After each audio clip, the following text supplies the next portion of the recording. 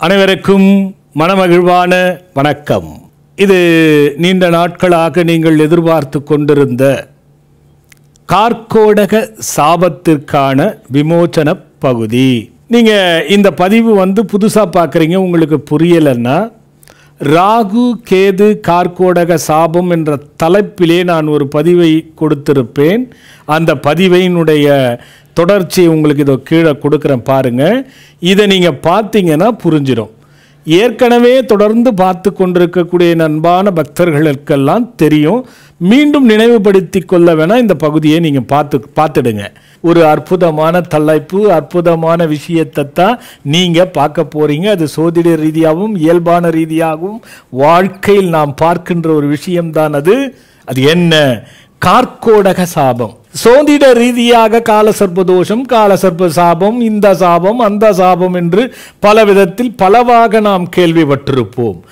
ஆனால் கார்க்கோடக சாபம் இது என்ன புதிதாக இருக்கிறது என்றால், இப்போ சோதிடரை போய் பார்க்கும்பொழுது இந்த திசை, இந்த புதி, இந்த புத்தி, இந்த அந்தரம், இந்த கோச்சாரம் இப்படி உங்களுக்கு நடக்கிறது. இன்று 3 மாதங்கள், 1 வருடங்களில் நன்றாக இருக்கும், 2 வருடங்களில் நன்றாக இருக்கும் என்று சொல்வதுண்டு. உனக்கு இதுதான் பிரச்சனை, அதற்கு தீர்வு இதுதான், இந்த தீர்வை நீங்கள் செய்து கொண்டால் உங்களுக்கு இந்த பிரச்சனைகளிலிருந்து விடுபடலாம் என்பதை கேட்டீர்கள்.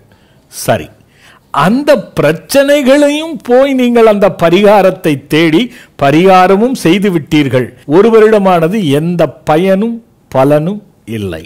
செய்த பரிகாரம் தவறாக போச்சா?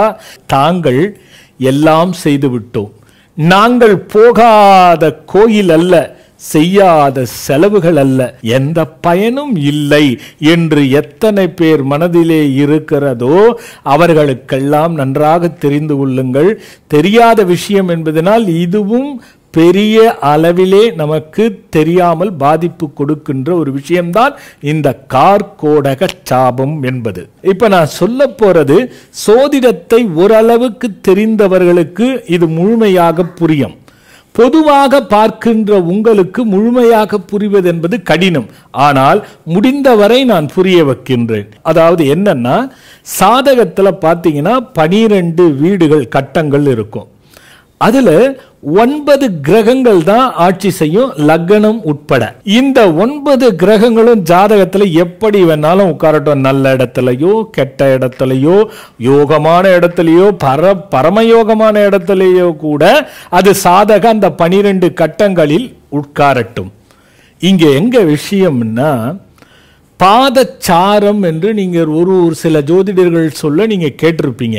இப்ப இந்த கார்க்கோடக சாபம் என்னன்னா, லக்னம் முதல் கொண்டு 9 கிரகங்களும் ராகு கேதுனுடைய பிடியில்தான் 100க்கு 30-40 விழுக்காடு ஜாதகத்தில் இருக்கும். இப்ப லக்னம்னு எடுத்தீங்கன்னா, இப்போ உதாரணத்துக்கு உத்திரம் அப்படின்னு ஒரு நட்சத்திரத்துல லக்னம் உட்காருதுன்னா, அந்த லக்னத்தை நம்ம கணக்கு போடணும். சூரியன், அந்த சூரியன் எங்கு இருக்கிறார் என்று பார்த்தால், உதாரணத்துக்கு கும்பத்தில் இருக்கிறார் என்றால் அது அவிட்டமோ பூரட்டாதி காலில் இருந்ததுன்னு வச்சுக்கோங்க, அப்ப கிடையாது. அதே சதயம் காலில் இருந்தால் அது ராகுனுடைய காலில் இருக்கு. மீண்டும் அந்த ராகு சுவாதி நட்சத்திரமோ திருவாதிரை நட்சத்திர காலில் இருந்தால் இது கார்க்கோடக சாபம். இப்ப நீங்க தெளிவா புரிஞ்சுக்க வேண்டிய விஷயம் என்னன்னா, லக்னம் உட்கொண்டு 9 கிரகங்களும் இது போன்று மாறி மாறி ராகு கேதுக்களினுடைய சாரத்திலே இருந்தால் நிச்சயம் இது கொஞ்சம் கண்டுபிடிக்கிறது கடினம். அதுக்குன்னு தனியாக கணக்கு வச்சுக்கலாம். உங்களுக்கு பலனுக்கு நான் சொல்றேன். இந்த 9 கிரகங்களும் ராகு கேது பிடியில பிடிக்கப்பட்டிருந்தா, சாதகத்தில் ராகு கேதுக்குள்ள இருந்தா காலசர்ப்ப தோஷம், காலசர்ப்ப யோகம் அது இல்லை. இது எல்லா கிரகமும் ராகு கேதுனுடைய பாதத்தில் இருப்பது, அந்த ராகு கேதுனுடைய சாரத்தில் இருப்பது. நல்லா புரிஞ்சுக்கணும். அப்போ இந்த மாதிரி இருந்துச்சுன்னா உங்களுக்கு என்ன ஆகும்? எந்த பரிகாரமும் வேலை செய்யாதுங்க.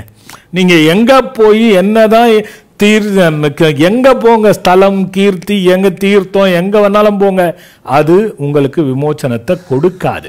ராகு கேதுனுடைய பிடியில் இருந்தால் இந்த கார்க்கோடக சாபத்தினால் இப்படி அவஸ்தைப்பட்டே தீர வேண்டும் விமோசனத்துக்காக. நீங்கள் அனுப்புங்க. நான் அதை சற்று கண்ணுற்று கூடிய விரைவில் அதற்கான விமோசனத்தை தருகின்றேன். சரி, ஆண்கள் செய்ய வேண்டியது வேளக்கிழமை முருகன் கோயில், சிவன் கோயில், விநாயகப் பெருமானுடைய கோயில் எங்கே வேணாலும் இருக்கட்டும், அந்த கோயிலிலே புற்று இருக்க வேண்டும், பாம்பு புற்று இருக்க வேண்டும். இதை நம்ம கொஞ்சம் தேடி கண்டுபிடிக்கணும். சரி, இது சிலருக்கு கிடைக்கல. அப்படி என்றால் அரச மரத்தடியில் புத்து இருக்கலாம். சரி, இதுவும் சிலருக்கு கிடைக்கவில்லை என்றால் வயல் நடுவே புத்து இருக்கலாம். இந்த மூன்றையும் தேர்ந்தெடுத்து வைத்துக் கொள்ளுங்கள். ஆண்கள் வேளக்கிழமை தோறும் 9 வாரம் இதை கடைபிடியுங்கள். ஒரு கோதுமாவிலே சர்க்கரை கலந்து ஒரு பையில் எடுத்துக்கொள்ளுங்கள். ஒரு மடக்கை, பெரிய மண் தட்டு அகல் இருக்கிறது பாருங்கள், மடக்கை என்று சொல்வார்கள். அதிலே பால், பனங்கல்கண்டு, தேன், இது மூன்றும் அந்த பாலிலே கலந்த பாலில் பனங்கல்கண்டும் தேனும் கொஞ்சோண்டு போட்டுடுங்க. போட்டுட்டு ஒரு வாழை இலையிலே விரலி மஞ்சள் ஒரு பிடி, குங்குமம் ஒரு பிடி வைத்து விடுங்கள். தலை வாழை இலை சிறிய வாழை இலையாக வைத்து விடுங்கள். வைத்துட்டு அதுக்கு முன்னாடி ஒரு 2 தீபத்தை போடுங்க, நெய் தீபம் போடுங்க. அந்த நெய் தீபத்திலே மஞ்சள் நிறத்திலே திரித்து போட வேண்டும். 2 தீபத்திற்கும் போட்டுவிட்டு அங்கேயே ஓம் அஸ்தீக சித்தா பரிபூரண நாகார்த்த அஷ்டம சித்தி சர்வ கார்கோடக சாப நிவாரணம், இதை போட்டு கேட்டிங்கன்னா இந்த மந்திரம் வந்துடும். இந்த மந்திரத்தை 11 முறை சொல்லி பிறகு கையிலே இருக்கின்ற கோதுமையும் சர்க்கரை கலவையும் கையிலே வைத்துக்கொண்டு 11 சுற்று நின்ற இடத்திலாவது புற்றையாவது சுற்றி வர வேண்டும். இப்படி சுற்றி வந்த பிறகு கடைசியில் நாம் பரிகாரத்தை முடித்துவிட்டு கிளம்பும் பொழுது கையிலே அந்த சர்க்கரை கோதுமை மாவை கலந்த கலவையை அந்த புற்றின் ஓரமாக எறும்புகளுக்கு தூவிவிட்டு வர வேண்டும். இதை தொடர்ந்து 9 வாரம் கடைபிடித்து வாருங்கள். அதே மாதிரி பெண்கள் எங்கே அம்பாள் கோயிலில், அது எந்த அம்பாள் கோயிலாகவும் இருக்கலாம், அந்த அம்பாள் கோயில் எங்கே ஆலமரத்தடி புற்று இருக்கலாம், அரச மரத்தடி புற்றும் இருக்கலாம். ஆனால் முதன்மை அம்பாள் கோயிலில் இருக்கிற புற்றுவைத்தான் நீங்கள் தேர்ந்தெடுக்க வேண்டும்.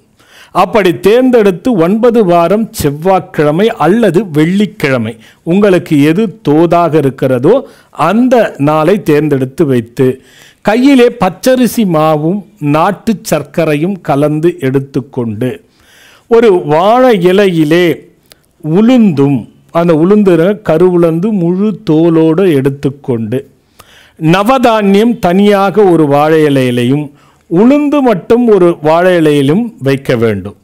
வைத்துவிட்டு அதற்கு முன்பாக வாழை பூவினுடைய பட்டை எடுத்து அந்த பட்டையிலே 2-3 பட்டை வைத்து பசுஞ்சாணம் உருண்டையாக உருட்டி வைத்து அதன் மீது அகல் தீபம் வைத்து விளக்கெண்ணெய் ஊற்றி சாதாரணமாக மஞ்சள் நிற திரித்து அந்த 7 தீபமும் போட வேண்டும்.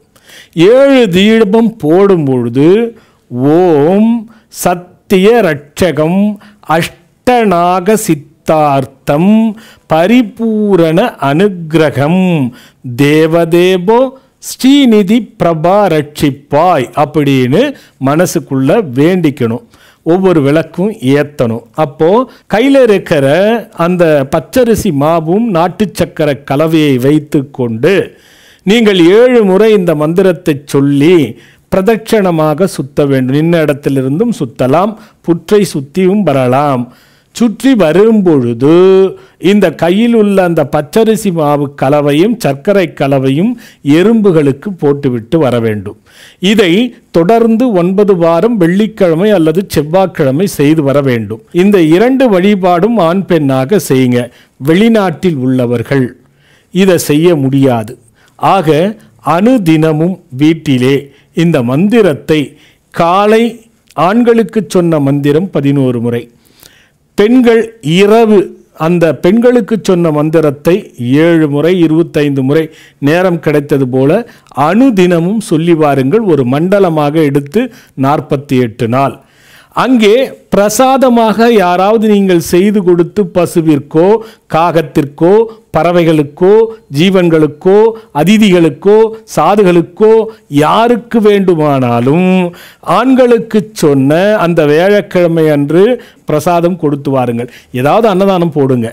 பெண்கள் செவ்வாய் அல்லது வெள்ளிக்கிழமை பெண்களுக்கோ சுமங்கலிக்கோ அன்னதானமோ தானமோ கொடுத்துவாங்க வெளிநாட்டு உள்ளவர்களுக்கு. இதை பயன்படுத்தி கொண்டு வந்தால் கார்க்கோடக சாபம் என்றும் அத்தனை கிரகங்களும் ராகு கேதுவினுடைய சாரத்தில் இருப்பின் உங்களுக்கு இது விலகி நல்லதொரு பிரார்த்தனைகள் அனைத்தும் நிறைவேறுவதற்கு எளிதாக இருக்கும். இந்த கார்க்கோட சாப விமோச்சனம் செய்து பயனடைங்க. வளமாயிருங்க. வணக்கம்.